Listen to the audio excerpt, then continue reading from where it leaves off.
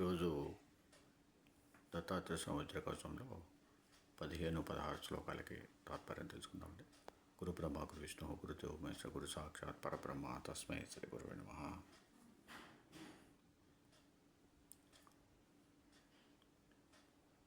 పదిహేనవ శ్లోకం.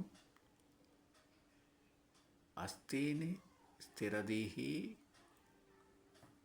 పాయాన్మేదాం వేదాః ప్రపాలయేత్ శుక్రం సుఖకరః పాతు చిత్తం పాతు దృఢాకృతిః. 16వ శ్లోకం. మనోబుద్ధి మహంకారం ఋషికేశాత్మకో అవతు కర్మేంద్రియాణి పాత్వీసః పాతు జ్ఞానేంద్రియాణ్యజః.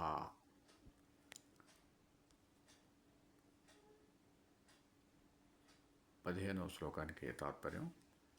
శ్రీ దత్తాత్రేయ స్వామి స్థిరబుద్ధి గలవాడై నా ఎముకలను బ్రహ్మస్వరూపుడై నా మేధస్సును సంరక్షించుగాక. దత్త భగవానుడు సుఖప్రదాతయ్యై నా శుక్రాన్ని అంటే తేజస్సు అని భావం,